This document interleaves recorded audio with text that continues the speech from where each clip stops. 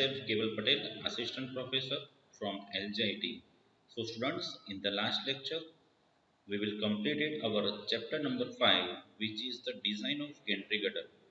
Okay, so it is already in design of gantry girders, there is total 8 steps. Okay, so in the first step, we have to find out maximum reactions or maximum wheel load. It means whenever the load transfer from crane girder to gantry girder, there is two wheels on both the ends of gantry girder. So first of all, in the first step, we have to transfer the load from crane girder to gantry girder. After that, in the second step, we have to find out maximum bending moment which is generated in the span of gantry girder. In the third step, we have to find out maximum shear force which is generated in the span of gantry girder. After finding out the shear force and bending moment on the span of gantry girder, next step is to select a section. Okay.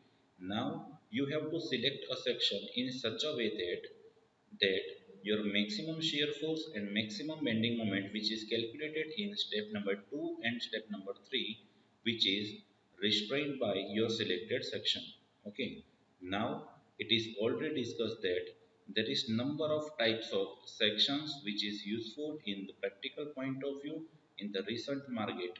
Now why we have used I plus channel section.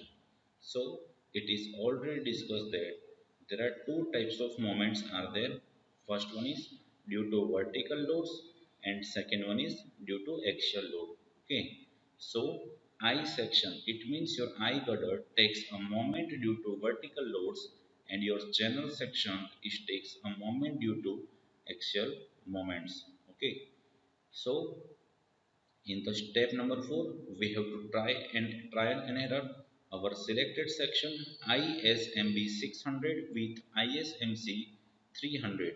Okay, after selecting your section, you have to find out center of gravity of your combined section IXX, IYY. It means moment of inertia in X direction and moment of inertia in Y direction. Okay, so this will be covered in your step number 5. After starting and after selecting your section, you have to check whether your selected section may be safe or unsafe in your maximum capacity. So that's why we have to find out our step number 6, which is check for moment capacity. Step number 7, which is check for shear capacity. And at last, our last step is to check for bending moment resistance. Okay, so this all the steps will be covered in our last lectures. Okay, so now we are moving further to our chapter number 4.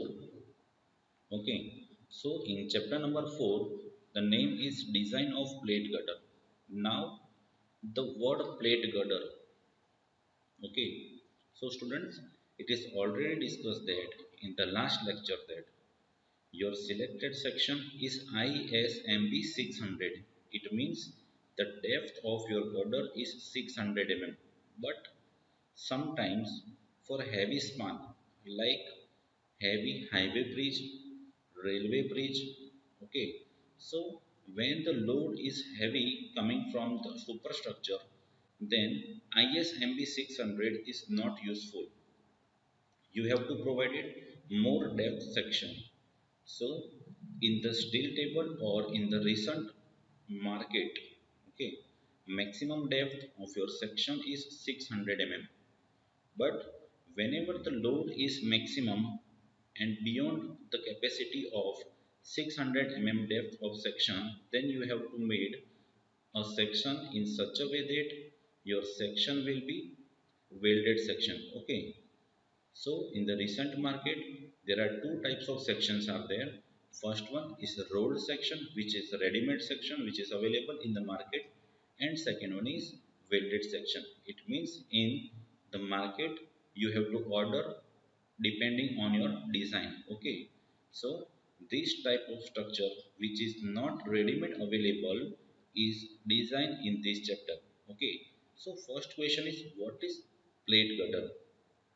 So you can see that a plate girder is an I beam, okay, I girder, which is built up from plate using bolting or welding, okay. But in this chapter, you have to design for welding connection, okay. This is your flange, this is your wave, and this is your bottom flange. So the connection between top flange and the wave with the help of welding is covered in this chapter. Okay. Now it is already discussed that a plate girder is a deep flexor member. Okay. To carry a heavy load over a long span, and this type of structure is applicable where at highway bridges, at railway bridges. Third one is deep girders, which is provided in power plant to support bunkers. And at last is your previous chapter, which is as a gantry girder to support a crane girder when the crane capacity is heavy, then it is not capable to take a load of 600 depth. Okay, so at that time you have to design a one plate girder depending on the load coming from the crane girder to gantry girder, and you have to provided your gantry girder name as plate girder.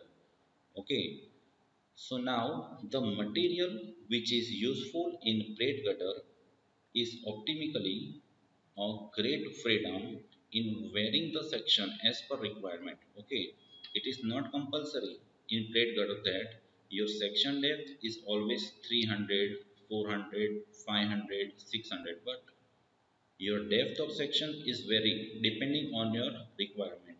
Okay, so this is the basic of plate girder. Now, what is the advantages and what is the disadvantages of plate girder?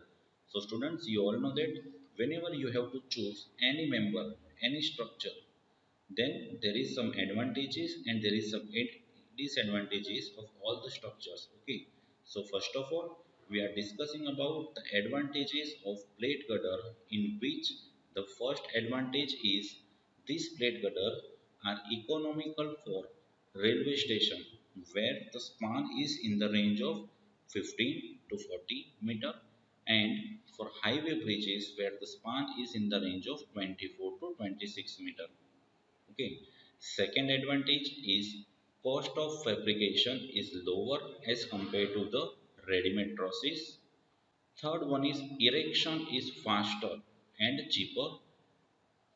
Fourth one is required small vertical clearance. Okay.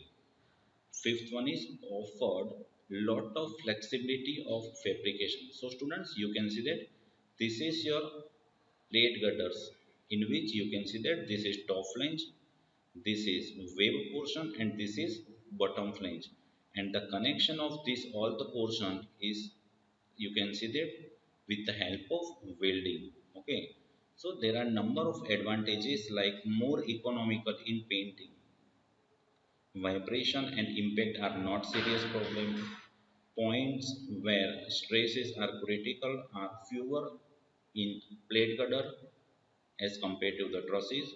So these are all the advantages. Okay. Now, which are the disadvantages? So you can see that the self-weight, the self-weight of this plate girder is much heavier than the ready-made process. Second one is large exposed to wind area, because you can see that the depth of section is greater than. Okay. If your depth of section is high, then the wind load is also high. Okay. Third one is large number of connections are required. Yes, because if your span is very long and your depth is also very large, then you have to provide it some stiffeners. Okay. Now, one question is arise in your mind is what is stiffener? So, there are two types of stiffeners which is discussed in the next slide. Okay.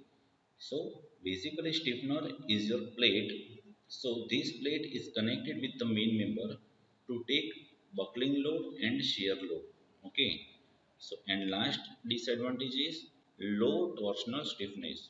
Okay, so these are the advantages and disadvantages of plate girder. Now, which are the elements of plate girder? So this is the basic elements of our plate girder. So first is web plate. So this is your web plate. Second one is flange plate. So this is your flange plate. Third one is bearing stiffener, or it is also called as end stiffener. Okay. So this element is will be see in your next slide. Okay. Fourth is intermediate stiffener.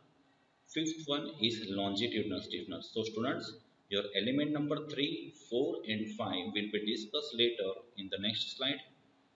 Next is wave splice. Wave splice, it means this is your wave portion. So one horizontal portion is connected with the wave is called as wave slides. Similarly, one another portion is also connected like C. So this is flange slice and this is wave slice. Now connection between wave and flange with the help of bolting, riveting or welding, and at last it is end connections. Okay, so students, let us discuss what is end stiffener, intermediate stiffener and longitudinal stiffeners. Okay, so the next question is explain the types of stiffeners. So students, this theory is basically given in your IS 800 2007, in which around page number 65 to 70, in which there is one figure named as stiffeners. Okay, and in this theory there is three figures are there, and you have to see there are three types of stiffeners. First one is vertical and second one is horizontal. Now in vertical stiffener, another two types of stiffeners are there. First one is end stiffener and another is intermediate stiffener. Okay, so students, you can see that this is your flange plate, this is your wave plate, this is your another flange plate, and these components are connected with bolting or welding at that connection junctions. Now what is stiffener? So you can see that this is your intermediate stiffener and this is your vertical stiffener. This is your vertical plates. Okay, so this type of vertical plates is also connected over here, then this plate is called as end stiffness. These vertical stiffeners are intermediate stiffener and this is your horizontal stiffeners. Okay, why these stiffeners are required? Because the depth of section is higher, then it is unsafe in buckling. So that's why this type of stiffeners are provided whenever you have to design for plate girder. Okay, so students, this is the end of our today's session.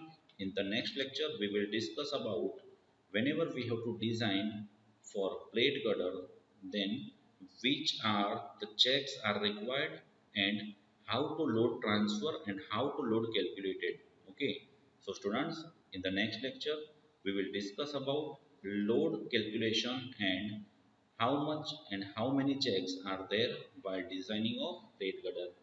Okay, so students, this is the end of today's session. Thank you.